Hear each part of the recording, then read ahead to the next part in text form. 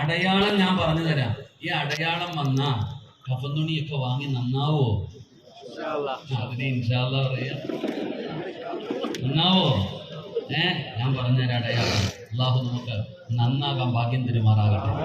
എല്ലാം ഒന്ന് നേരെ ഇരുന്ന്, ചിലപ്പോൾ അറ്റാക്ക് വരും. നേരെ ഇങ്ങനൊക്കെ ഇരുന്നോ.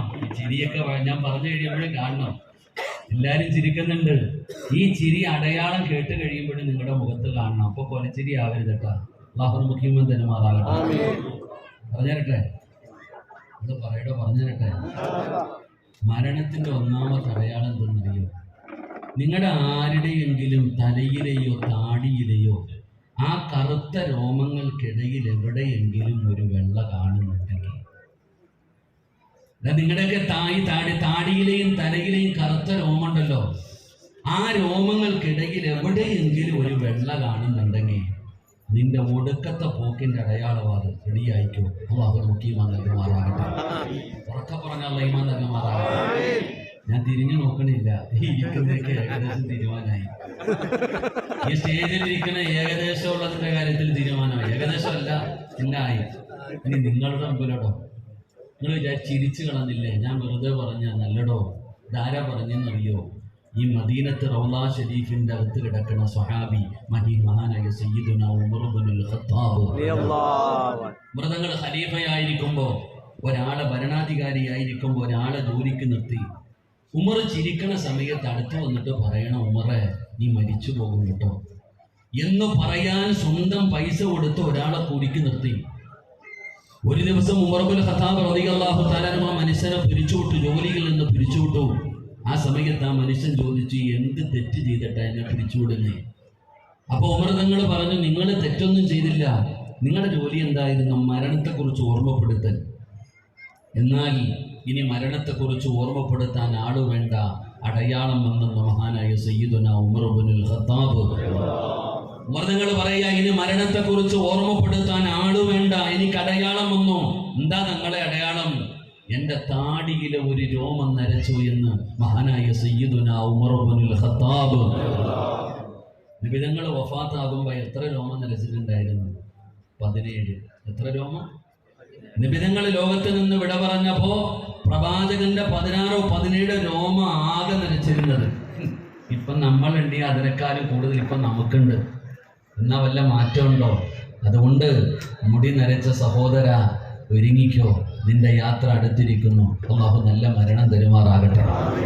അള്ളാഹു നല്ല മരണം തരുമാറാകട്ടെ. അപ്പൊ ഒരാളിരുന്ന് ചിരിക്കുന്നു, അപ്പൊ എൻ്റെ മുടിയൊന്നും നരച്ചില്ല സിറാജ്, എനിക്ക് സമയമായില്ല എന്നല്ല, നരയ്ക്കണമെന്നൊരു നിർബന്ധവും ഇല്ല. അള്ളാഹു കാത്തിരിക്കുമാറാകട്ടെ. നരയ്ക്കണമെന്ന് നിർബന്ധമൊന്നുമില്ല.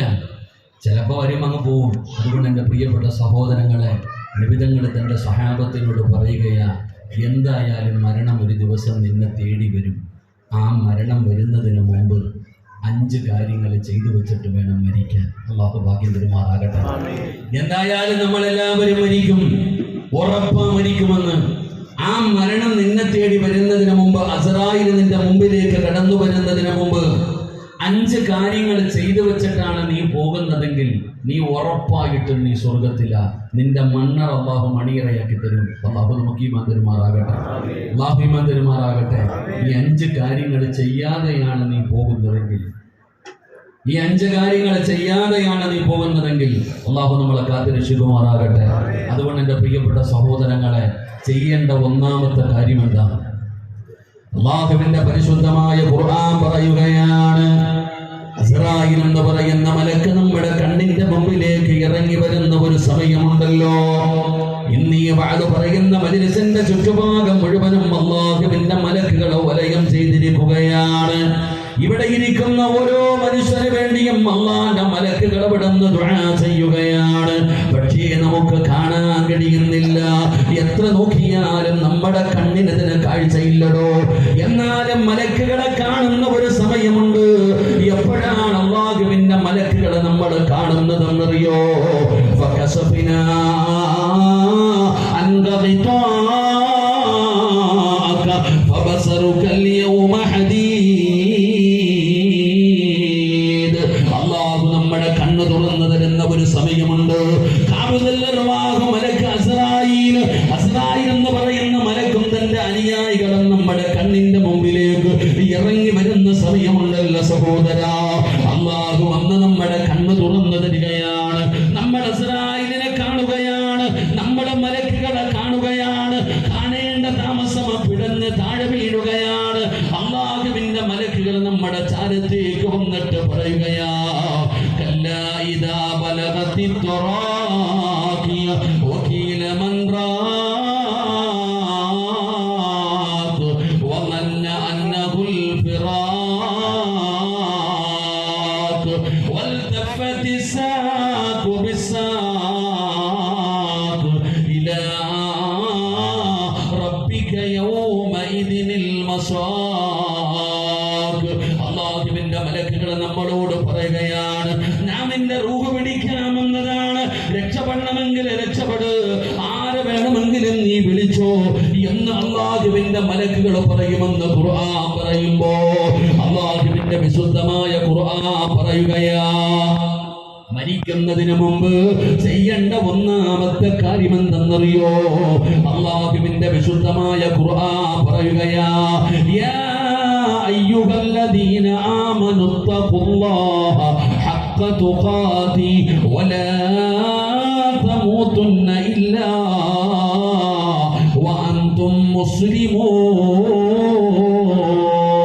അല്ലാഹുവിന്റെ വിശുദ്ധമായ ഖുർആൻ പറയുകയാ, അല്ലാഹുവിന്റെ പരിശുദ്ധമായ ഖുർആൻ പറയുകയാ, ഏ സഹോദരാ, ഈ ലോകത്ത് നിന്ന് നീ യാത്ര പറയുമ്പോ മുസ്ലിമായിട്ടല്ലാതെ മരിക്കാൻ പാടില്ല. അസ്രായിൽ എന്ന് പറയുന്ന മലക്ക് നിന്റെ റൂഹ് പിടിച്ച് തൊണ്ടക്കുടിയുടെ ഭാഗത്തേക്ക് കൊണ്ടുവന്നു.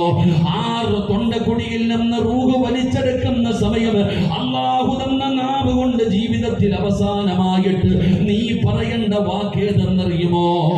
ലാ ഇലാഹ ഇല്ലല്ലാഹ്. ഇത് പറയാതെ നീ മരിക്കരുത്, ഇത് പറയാതെ നീ മരിക്കരുത്. ഇത് പറഞ്ഞിട്ട് മുസ്ലിമായിട്ട് വേണം മരിക്കേണ്ടതെന്ന് അല്ലാഹുവിന്റെ വിശുദ്ധ ഖുർആൻ. അല്ലാഹുവിന്റെ വിശുദ്ധമായ ഖുർആൻ പറയുന്നു, ഈ ലോകത്ത് നിന്ന് യാത്ര പറയുന്ന സമയം നീ മുസ്ലിമായിട്ട് വേണം മരിക്കാൻ. നീ ഷഹാദത്ത് കലിമ പറഞ്ഞിട്ട് വേണം മരിക്കാൻ. അല്ലാഹു നമുക്ക് ഭാഗ്യം തരുമാറാകട്ടെ. ഉറക്കെ പറഞ്ഞ അല്ലാഹു ഭാഗ്യം തരുമാറാകട്ടെ. എന്റെ പ്രിയപ്പെട്ടവരെ, ഏത് ഉറക്കത്തിൽ ചോദിച്ചാലും ലാ ഇലാഹ ഇല്ലല്ലാഹ് പറയാൻ അറിയാത്ത ആരെങ്കിലും ഉണ്ടോ? ഇവിടെ ലോകത്തുള്ള ഏത് കള്ളുകുടികനായിട്ട് ഏത് മുസ്ലിമിനോടും ലാ ഇലാഹ ഇല്ലല്ലാഹ് എന്ന് പറയാൻ പറഞ്ഞ ഏത് മനുഷ്യനും പറയും. ഏത് ഉറക്കത്തിനും നമുക്ക് പറയാൻ അറിയുന്ന ഒരു ദിക്റാണ് ലാ ഇലാഹ ഇല്ലല്ലാഹ്. ഈ ലാ ഇലാഹ ഇല്ലല്ലാഹ് നീ മരിക്കുന്ന സമയത്ത് ഒറ്റവട്ടം നീ പറഞ്ഞിട്ട് മരിക്കണം. അല്ലാഹു ഭാഗ്യം തരുമാറാകട്ടെ. അല്ലാഹു ഭാഗ്യം തരുമാറാകട്ടെ. എല്ലാരും വിചാരിക്കണത് എന്റെ കൊല്ലു സദാജ ഇത്രേ ഉണ്ടോ? എനിക്കറിയാം. നമ്മുടെയൊക്കെ ഒരു ചിന്തയുണ്ട്, ഉസ്താദേ ഈ ലാ ഇലാഹ ഇല്ലല്ലാഹ് എപ്പോ ചോദിച്ചാലും ഞാൻ പറയും എനിക്കറിയുന്ന ദിക്റ്. ഇത് മരിക്കുന്ന സമയത്ത് പറയാൻ പറ്റുമെന്നൊരു നെഞ്ചുറപ്പ് എനിക്ക് നിങ്ങൾക്കുണ്ട്. നമ്മളൊക്കെ അങ്ങ് കരുതിയിരിക്കുക, നമ്മളൊക്കെ ഇത് പറഞ്ഞിട്ട് നമ്മൾ മരിക്കൂ എന്ന്. അതുകൊണ്ട് തന്നെയാണല്ലോ നമ്മുടെ ജീവിതം. നമ്മുടെ ജീവിതം കണ്ടാൽ ഇതൊക്കെ ഉറപ്പിച്ചവനെ പോലെയാ. എന്നാൽ എന്റെ പ്രിയപ്പെട്ട സഹോദരങ്ങളെ, നിങ്ങൾ പരിശുദ്ധമായ ഖുർആൻ എടുത്ത് നോക്ക്. ആ ഖുർആനിനകത്തൊരു പ്രവാചകന്റെ ചരിത്രം കാണാം. മഹാനായ ഖലീലുല്ലാഹി ഇബ്രാഹിം നബി അലൈഹിസ്സലാം. ആ ഇബ്രാഹിം നബി അലൈഹിസ്സലാം അള്ളാഹനെ ആരാധിക്കുന്നതിന് വേണ്ടി ലോകത്ത് ആദ്യമായിട്ടൊരു പള്ളി കെട്ടി. അള്ളാഹുവിന്റെ പരിശുദ്ധമായ കഅബാലയം. ആ കഅബാലയം പണിതിട്ട് ഇബ്രാഹിം നബി അള്ളാഹിനോട് ദുആ ചെയ്തപ്പോ ഒന്നാമത് ചോദിച്ചത് എന്താണെന്നറിയോ? ആ കഅബയുടെ പണി കഴിഞ്ഞു, അള്ളാഹുവിന് സുജൂദ് ചെയ്യാൻ ഒരു പള്ളി കെട്ടുന്നതിനേക്കാളും വലിയ പുണ്യമൊന്നുമില്ലല്ലോ. അങ്ങനെ ലോകത്ത് ആദ്യം